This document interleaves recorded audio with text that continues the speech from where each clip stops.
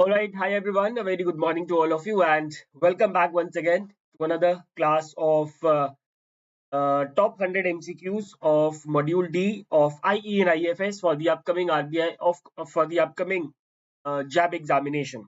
So please give me a thumbs up if you can see me properly and can hear me properly. Then I'll quickly start the class. Today we are going to cover 20 more MCQs from Module D of IE and IFS.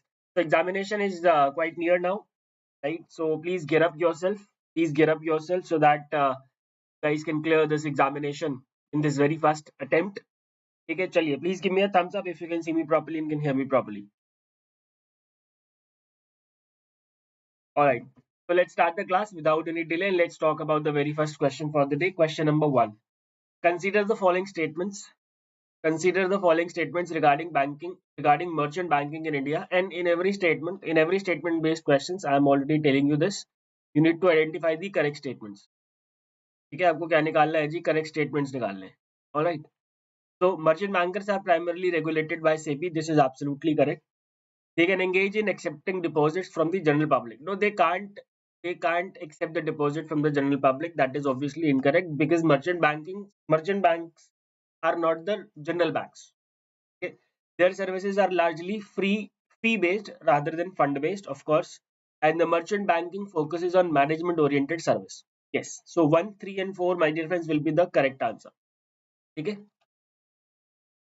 Next question. Consider the following statements about category 1 merchant banks.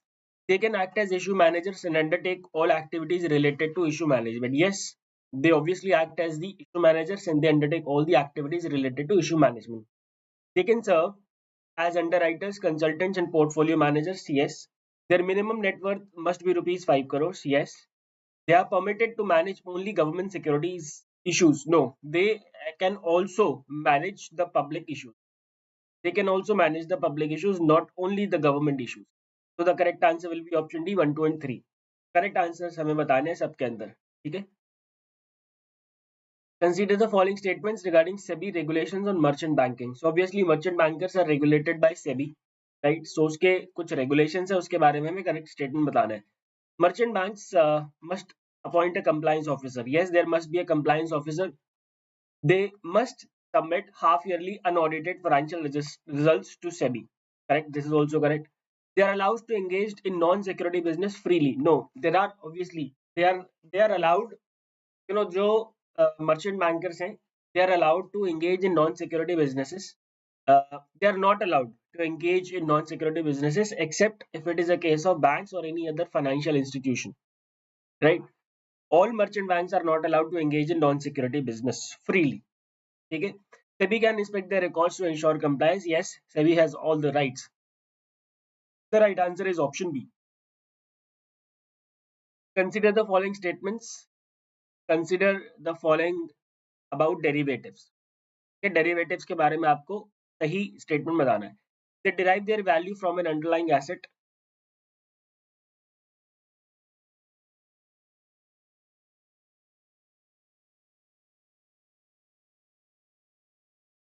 They derive their value from an underlying asset. Yes, they are used for both hedging and speculation. The underlying can include commodities, currencies, and financial instruments. Yes, that is what the derivatives are. And derivatives are independent assets with intrinsic value. Of course, agar first statement correct hai, देखो, some questions can be solved logically as well, my dear friends. If the first statement is correct, the fourth statement has to be incorrect, right? It must be incorrect because पहला statement क्या कह रहा है? They derive their value from an underlying asset. और fourth statement क्या कह रहा है? They are independent asset with intrinsic value. If they are deriving their value from an underlying asset, they can't be independent asset with intrinsic value. That is not possible at all. Okay, so the right answer is option A, 1, 2 and 3. Consider the following statements regarding the exchange traded and OTC derivatives. Exchange traded contracts are standardized and traded through exchanges. Yes, they are. OTC contracts are customized and privately negotiated. बिल्कुल सही. OTC markets have higher regulation than exchanges. No, OTC market is less regulated than the exchanges, of course. Exchange traded contracts have clearinghouse guarantees. Yes. So the correct answer is 1, 2 and 4, option D. Consider the following statements regarding participants in the derivative market. Hedgers use derivatives to reduce risk. Yes, they do. Speculators use derivative for profit by betting on price movements. Yes. Arbitrageurs exploit price differences in different markets. Correct. Only hedgers can participate legally in Indian derivative markets. No, ऐसा नहीं है. Of course, hedgers, speculators, and arbitrageurs all are the legitimate participants in the Indian derivative markets. Okay. The right answer is option 1, 2, and 3. Consider the following statements about options contracts. It's an important question. Option से काफी questions आते हैं. ठीक है, तो इसको ध्यान से देखेंगे. A call option gives the right to sell an asset, while a put option gives the right to buy. Do you think it is correct? No. A call option in fact gives the right to buy. Call का मतलब होता है क्या? Right to buy. ठीक है, और sell का और option का मतलब क्या होता है? ठीक है, gives the right to sell. तो पहला statement तो incorrect होगा भाई. Alright, the buyer of an option has a right, not an obligation. Yes. The seller or writer of an option has an obligation. जो seller होता है उसके ऊपर obligation होती है. The strike price is predetermined and fixed at the time of the contract. The right answer is option B, 2, 3, and 4. Consider the following statements about factoring. It is a method of financing against accounts receivables. Yes, it is. The factor collects payments on behalf of the seller. Yes. In India, non-recourse factoring is permitted. No. In India, only recourse factoring is permitted. Non-recourse factoring is not permitted in the country. And factoring improves liquidity for businesses. The right answer is 1, 2, and 4. Consider the following statements regarding forfeiting. Forfeiting के respect में हमें सही statement बतानी है. It involves discounting export receivables on a without recourse basis. Yes. It is used for short-term trade finance. No, forfeiting, my dear friends, is always for medium and long-term. It is always for medium and long-term trade finance. So this is also incorrect. The forfeiter bears the full risk of non-payment by the importer, and it helps exporters maintain liquidity and avoid credit risk. The right answer is 1, 3, and 4. This is very important. REDS से question जरूर आता है exam में trade से. तो trade receivables discounting system, इसके respect में आपको करेक्ट स्टेटमेंट बताना है. It is a digital platform for financing MSME receivables. Yes. The transactions are carried out on a without recourse basis. Correct. RBI introduced this system in the year 2014, and it assumes credit risk of the transaction it facilitates. No, it does not assume the credit risk of the transaction. It is basically a discounting system. It is a bill discounting system and not a credit risk. Credit risk को hold करने का काम नहीं है इसका काम क्या है? It is a bill discounting system, my dear friends. All right. The right answer is 1, 2, and 3.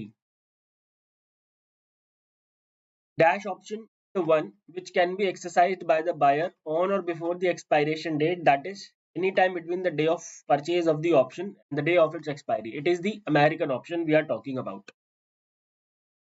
Which category of merchant bank can act only as an advisor or consultant? So merchant bank which can act only as an advisor or consultant, my dear friends, is category 4. Which of the following is not an example of an underlying asset for derivatives? ठीक है, underline asset derivatives के अंदर हम होते हैं, हमें पता है कौन सा एग्जांपल नहीं. Stock index, gold, government bonds. देखो फिक्स्ड डिपॉजिट रिसीट जो होती है, obviously that is not that cannot be an underlying asset for the derivatives. Again, this question could be solved logically. Which of the following an example of exchange traded derivative example? Okay. Which of the following is an exchange traded derivative example? So out of all these four, futures contract is an exchange traded derivative. Which type of option can be exercised only on the expiry date? ठीक है, expiry date पे कौन सा type of option जो है उसको exercise किया जा सकता है? That is a European option. European option. Unlike American option, the European option can be exercised only on the expiry date. In India, the what percentage of invoice value is generally paid upfront by the factor in a factoring arrangement? It is 80 to 85%. ये question पूछा जा चुका है दोस्तों एक बार. Which of the following is true about recourse factoring? ठीक है, the seller bears the default risk, the factor bears the risk of default. It is prohibited in India. It applies only to export trade. It is true. The seller bears the default risk. ठीक है. What is the minimum paid up capital required to establish a trades platform? Trade receivables discounting system के लिए minimum paid up capital कितना होना चाहिए? It must be 25 crore rupees. Alright, 25 crore rupees होना चाहिए. Who regulates the operation and licensing of trades platforms in India? Of course, हमने अभी starting में पढ़ा था that RBI introduced this system in the year 2014. So, which means the regulator of the regulation of operation and licensing of trades must be done by RBI only. The last question, my dear friends, the dash of an option, the specified or predetermined price of the underlying asset at which the same can be bought or sold if the option buyer exercises his right to buy or sell on or before the expiration date. We are talking about strike price. We are talking about strike price, or it is also called as exercise price. It is also called as exercise price. Alright, my dear friends, that's it for this particular class. I hope all the questions and their explanations are clear. If you want to have this PDF, you can join the Telegram channel. Thank you very much for being with me. Goodbye. Take care.